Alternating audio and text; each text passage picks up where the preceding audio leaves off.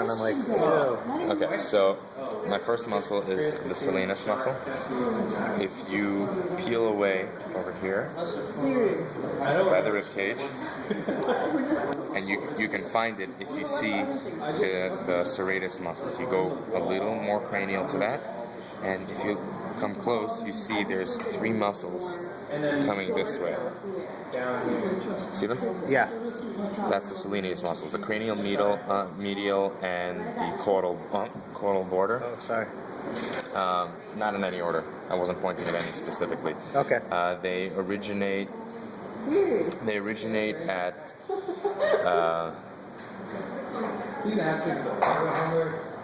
Take your time. They originate from the last 4 cervical vertebrae and insert at the upper ribs. They function in elevation of the rib cage and expansion of the thoracic cavity. The next, if you go a little bit more down and you lift the serratus, you hit the external intercostal muscles. External intercostal muscles are 12 muscles that go in between each of the vertebrae.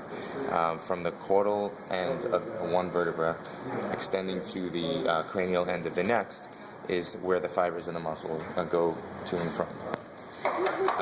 They function in expansion of the thoracic cavity and elevation of the rib cage.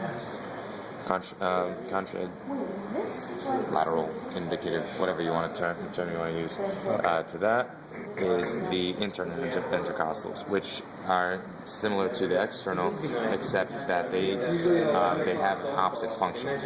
They are also 12.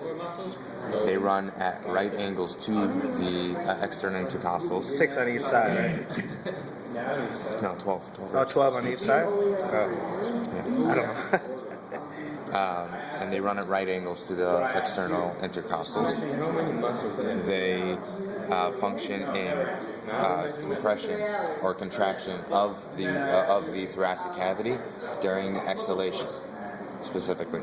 Okay. In between the external and internal intercostals is called the intercostal space. So if you took a scalpel and cut in, you would hit the internal intercostal space. The next muscle, The next muscle is if you peel back and you get close to the back. By the way, all these were muscles of the thorax. Okay. The muscle right here. If you notice, there's a little dip that comes out. Yes. Right there. Yes. Like it looks almost like a triangle, like a peninsula.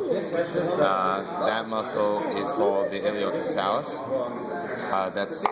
It's a part of a larger muscle group called the erector spinae, which runs laterally on either side of the spinal cord from the sacrum and pelvis all the way to the head. What's it called again? Iliocostalis. Iliocostalis, okay. Yeah. So they run, it's part of a larger muscle group, I'll repeat that. It's part of a larger muscle group that runs lateral to the spinal cord from the sacrum and pelvis to the head. Okay. Okay? Cool.